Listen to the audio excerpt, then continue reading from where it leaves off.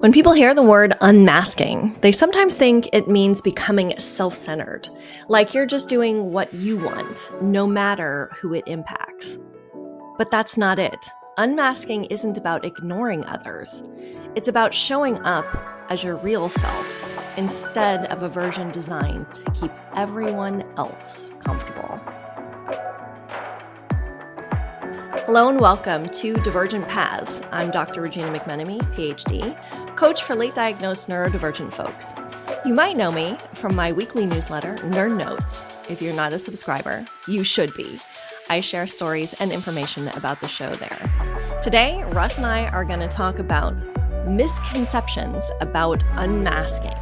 Ooh, this is like a Mythbusters episode, isn't it? This is like a neurodivergent Mythbusters episode. I like it. I like it. Can we have an explosion later? Stay tuned. There may be explosions. So, unmasking. What you were just saying is exactly the question that I would have. Is it about being like just sort of not caring about other people's feelings? Is it abandoning decorum, or is it, Yeah. like some people will say, oh, I'm in my villain era, right? And so Right. is it this like, oh, I don't have to care about other people's feelings anymore. Right. I'm just going to be a jerk because that's what's authentic to me. And I do think a lot of people do believe that. I think the first myth is that unmasking means you stop caring what other people How think. it's not about like no empathy. It's about like right sized, right? Like Right. how do you do that? Like what's the Right. secret there? Is there a secret sauce that you could share? You want to make it about balance, right? Like you need to be authentic to yourself. One of the big experiences of masking for me was suppressing my own emotional reactions to things, right? So I would compromise. The phrase I often use is I would say yes when I meant no, or I would agree to things that I wasn't okay with or I didn't really like because it was what the other person needed. Mm-hmm. And that's where the damage in masking comes from, is that suppression of who you are and what you need in order to make the other person happy. So it doesn't mean, unmasking for me doesn't mean I don't care what other people think. It means I'm no longer erasing who I am in order to make a relationship or an interaction go smoothly and work well. You're putting you above them or above I'm a putting fake myself you in the for game. them. It's not. That's It's true. not, I wouldn't even. So I think that that's a part of the misconception too. I'm not putting myself above. I'm putting myself in the game. Like I'm not, saying my needs need to be above yours. I'm just saying I'm here too. I have needs too, right? Yeah. Instead of I will just put mine aside. And, there are times, and, I'm a parent of a young child, and there are times when I don't suppress my emotions around her anymore. I want her to see, she sees me get frustrated. Like I used to never, I have been, one of the quietest moms I know. I don't yell, or used to. I yell more now. I yell more unmasked. I snap. But what I've realized is that, I want her to see me snap, and I want her to see me do the repair of it, right? Like, right. That's part of what I want her to understand. It's not that you want to be emotionally regulated all the time. It's that you can repair when you're dysregulated. And I think too, like sometimes showing that you're, going off the rails a bit, is a good thing. It shows that when they go off the rails, it's okay for them because exactly, and how to fix that. Mm-hmm. So it's like it's a lesson even in that, or at least that's what I tell myself when I go off the rails. It's happened. Part of my story is that my mom died when my daughter was young. She was a year and a half old when my mom died. And when she first passed away, I was trying to hide how sad I was from her. Like, I didn't want her to see me grieving. And then one day we were in the car and we were driving somewhere, and something, you know how grief is, like you get triggered in times you don't expect. And we were driving and I had a moment of like, oh boy, I'm feeling sad. And I started to cry. And it was, a little bit after. So she was like 2.5. And she looked over and she put her hand on my arm and said, "It's okay, mommy." Mm-hmm. And I just cried, and because that's what I had done to her when she cried, right? Like she had Yeah. learned that Right. from Right. me doing that for her when she cried, and she knew that young to do that. That was authentic. Like that was me letting it out, and I wasn't deprioritizing her in order to do that. I was just showing up in my feelings. So I think you just crossed over into misconception number 2, right? Like the unmasking Yes. means you get to be you get to be unfiltered all the time. So Right. you're not. There's still filters. I mean, you're not letting go of all boundaries or social awareness. Like, you're not going to want Right. to run into you know, Comic-Con and start screaming fire just because like you're hot or whatever. I don't know, whatever. Right. I'm trying to come up with some ridiculous idea Uh-huh. here. But you still have to be accountable. Like, you can't think that, just because you're unmasking, your feelings are more important, or you can just spew what you want to spew. Like, I will be more likely to say the things that I used to edit, but Right. not out of malice or hurt. I'm not doing it in order to hurt somebody. But yeah, you don't get to just, you know, Well, so there's still accountability. There's still there's still accountability. things Yes. like consent. Yes. Yep. Getting and just common decency, like feeling like feeling out the situation. And I guess I mean that's hard too, right? Because you've learned to live your life and to go into these social situations with your mask. Now you've got to Mm-hmm. relearn all of that to Yes. use and what you're going to do without the mask. Exactly. Exactly. Yep. You have to learn how to be genuine and kind, and to recognize, like learning how to be in certain social situations unmasked has been one of the hardest things that I've done, because I've had to sort of regroup and reassess and recognize that there are spaces where I cannot be unmasked. Hmm. And what I do now is I generally avoid those spaces. Right. Like, I don't really want to put myself in that. And as I get more comfortable being unmasked, there are fewer and fewer of those places. Um, you know, it's easy to think of it as you no longer have to worry about being self-regulated or self-regulating, or any of that. You can just drop it, but that's not what it is. Hmm. Like, you still need to be like, I realized at some point, like I would go to these, like parties, like these get together party things with like, mm-hmm, I don't know, other parents, other people, whatever, just these random situations where mostly maybe I didn't know 90% of the people there.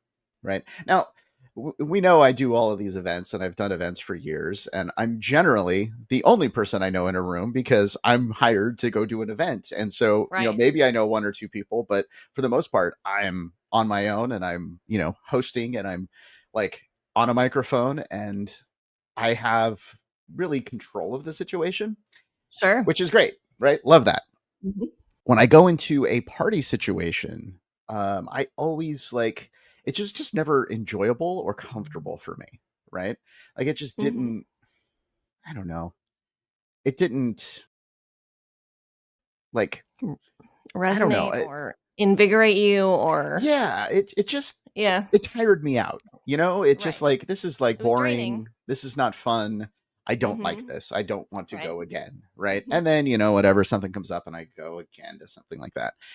What I Yep. realized is to bring in my hosting. And so Right. like what I did was I just started like asking questions. Like Yeah. and now when I go to a party like that, it's a little more enjoyable for me because I'm actually interviewing somebody. Right.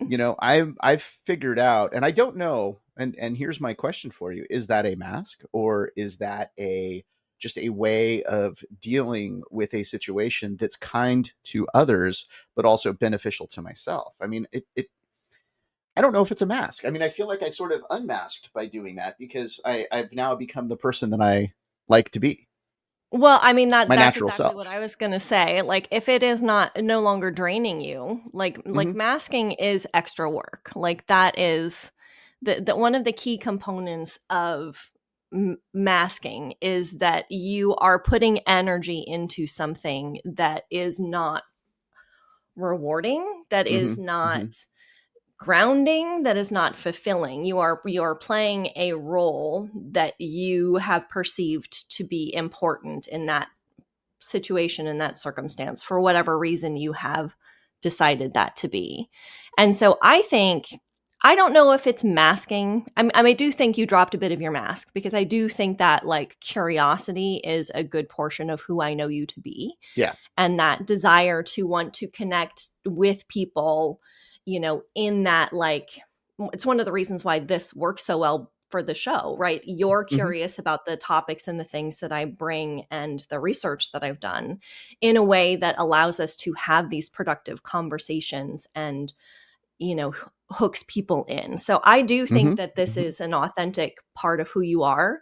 I am not sure if it's a skill set or just that like genuine, like, from the way you're describing it, Right. I would It think it has that genuine feel to it. It feels like you. Right, right. We'll figure me out one of these episodes. I mean, we're building toward this, is it? Yeah. Yep.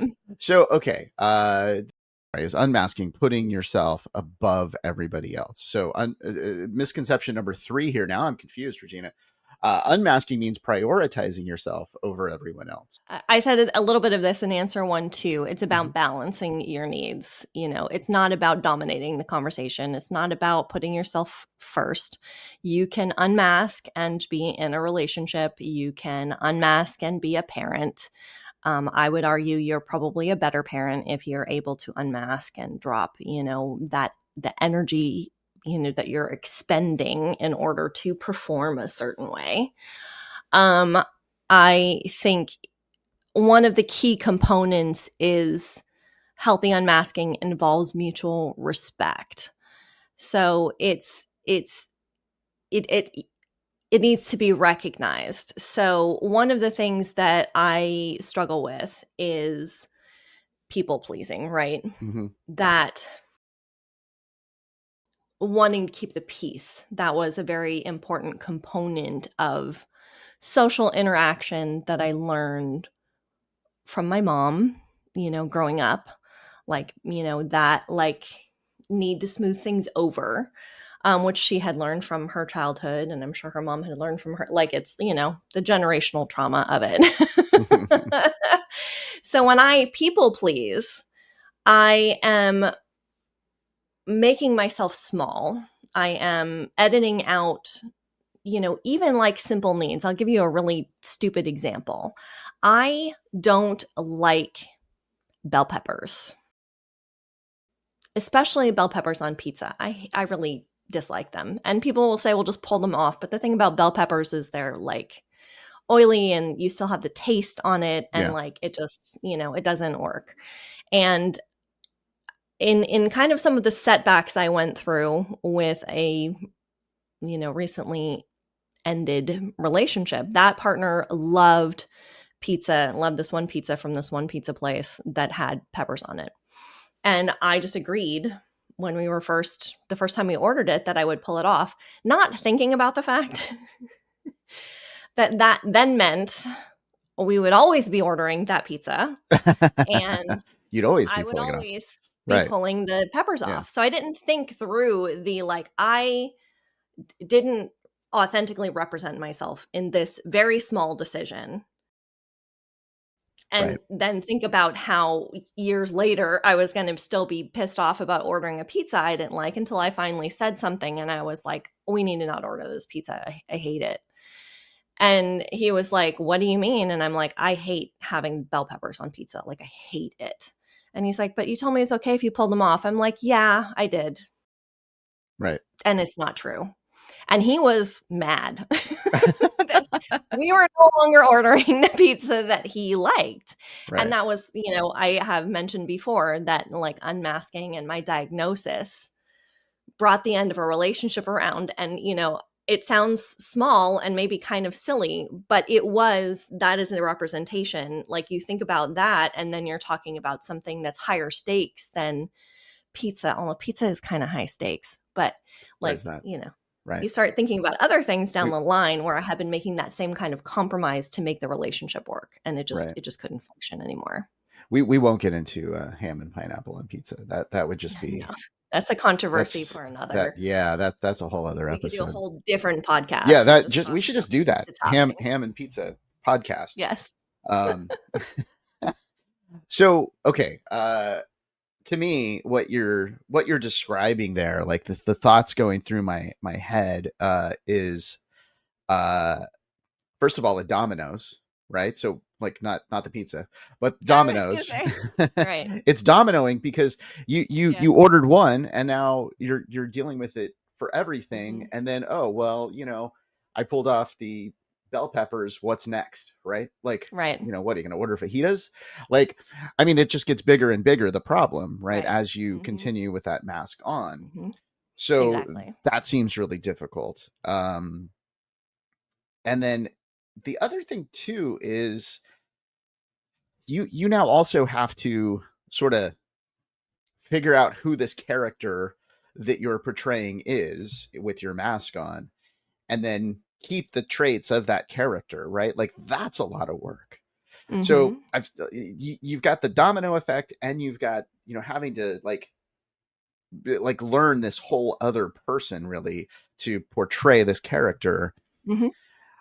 I say unmasking is hard, but it feels like that is way harder. It is way harder. Yeah. It's Yeah. exhausting, Like I right? said, it's exhausting. Yeah. Masking is expending a lot of energy on something that isn't fulfilling you. And so, by the end of the day, or, you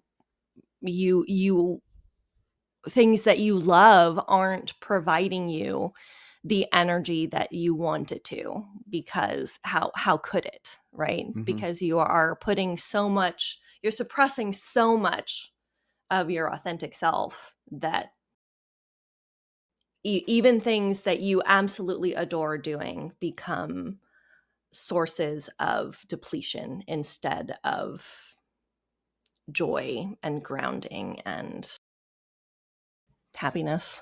Mm-hmm. Mm-hmm. Well, I mean, just going back to the party story, like I felt energized after Mm-hmm. parties when I went this new route, Mm-hmm. um, versus just feeling depleted. And I think now I sort of understand why. So you helped me today figure out something. If somebody's listening and they've heard these 3 misconceptions and they want to reach out to you, how do they do so? So I am booking clarity calls right now, 30 minutes for us to talk about things that you might want to work on along this. Go to my website, divergentpathsconsulting.com, and you can sign up both for the newsletter and you can sign up for clarity calls on the website.